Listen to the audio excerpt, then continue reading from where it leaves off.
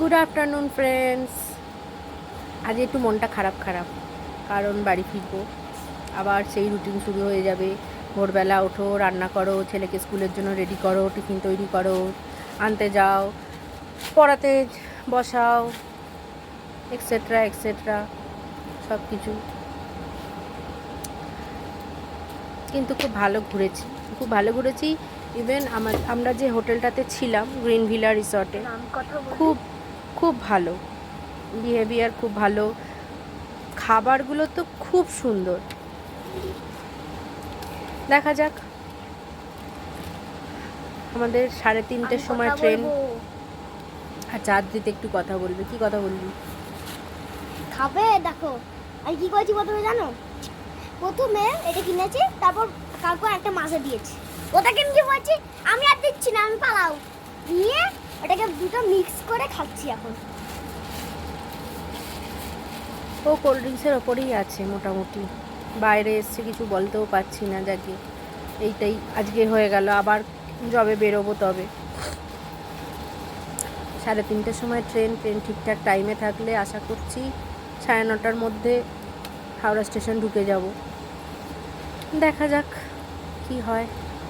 চলো আবার স্টেশনে গিয়ে বা বেরিয়ে কথা বলবো। এবার বাড়ির দিকে রওনা হলাম। এই জাস্ট গাড়িতে উঠলাম, এখন যাচ্ছি পুরুলিয়া জংশন। পুরুলিয়া জংশন থেকে আমাদের 3:30 ট্রেন। ব্যাস, রাত্রিবেলার মধ্যে বাড়ি।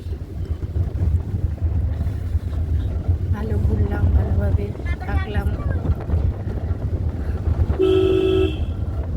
মনটা খারাপ খারাপ লাগবে, আসবোটাই ভালো, জানো তো। যেই এলাম কোথা থেকে, মঙ্গল বুধ বৃহস্পতি 3টে দিন বেরিয়ে গেল। আজকে শুক্রবার বাড়ি ফিরছি। চলো ট্রেনে উঠে আবার একটু কথা বলবো। বাড়ি যাবার বসে আছি। আমাদের সিট নাম্বার হচ্ছে 28, 29, 30। ঘুরতে আসবোটাই ভালো, বলো। ঘোরা হয়ে গেলে দেখো, জায়গাটা হয়তো ঘোরা ছিল, অনেক কিছু দেখা ছিল, সেরকমভাবে হয়তো ঘুরিয়ে নিই যে অনেক বারবার ঘুরেছি, অনেক কিছু দেখেছি নতুনত্ব, সেটা নয়। কিন্তু তার মধ্যেও একটা কি জানো তো, যে বাড়ির ওই 4 দেয়ালের গণ্ডিটার বাইরে, প্লাস প্রচুর একটা রিফ্রেশমেন্ট। এটা এসে তো যে কোনো জায়গাতে, হয়তো সব সময় বিদেশে বা স্টেটের বাইরে গেলেই যে হয় তা নয়। এটা 2-3 দিনের জন্য আমরা ওই এলাকাটার বাইরে যে গেলাম, মানে শালকিয়া, হাওড়া শালকিয়া বা কলকাতা বা কোন্নগর, এই 3-4টে জায়গার মধ্যে ছাড়া অন্য কোথাও গেলাম, সেটাতে মনটা একটুখানি ভালো হয়। এরপরে কি বলতো, গিয়ে নতুন করে কাজ করার একটা উদ্যোগ থাকবে, যে না তাড়াতাড়ি কাজকর্ম করিনি, একটা রিফ্রেশমেন্ট থাকে, মাইন্ড ফ্রেশ হয়ে যায়। দেখা যাক, আদ্রিতের বাবাকে বলেছে, আমি বলছি আবার একটুখানি ঘন ঘন নিয়ে এসো। এখানে না, এখানে নয়, অন্য কোথাও এরকম ছোটোখাটো ট্যুরে গেলে তাহলে কি মনটা একটু ভালো হয়, তাহলে আমরাও আনন্দ করে লাইফটা কাটাতে পারি। কিন্তু বললেই তো হলো না, বাইরে যাওয়া মানেই প্রচুর খরচ। তো সেটা একটু ভাবনা চিন্তা করেই আমাদের মধ্যবিত্ত ফ্যামিলিকে বেরোতে হয়। এখন আদ্রিত গেছে চিপস কিনতে।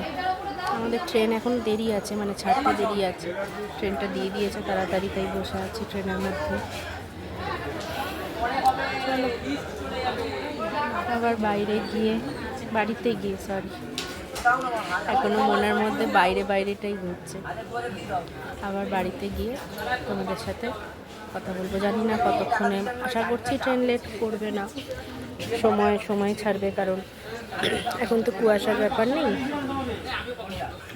তো টাইমেই হয়তো পৌঁছে যাব, হয়তো দেখা যাক, সবই তো ওপরওয়ালার ওপর। টাটা এখন।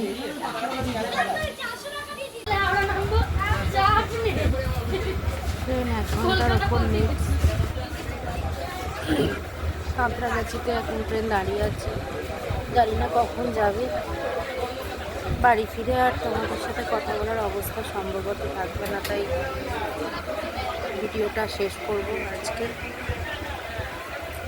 কালকে ফ্রেশ মুডে তোমাদের সাথে আবার নতুন করে গল্প শুরু করব।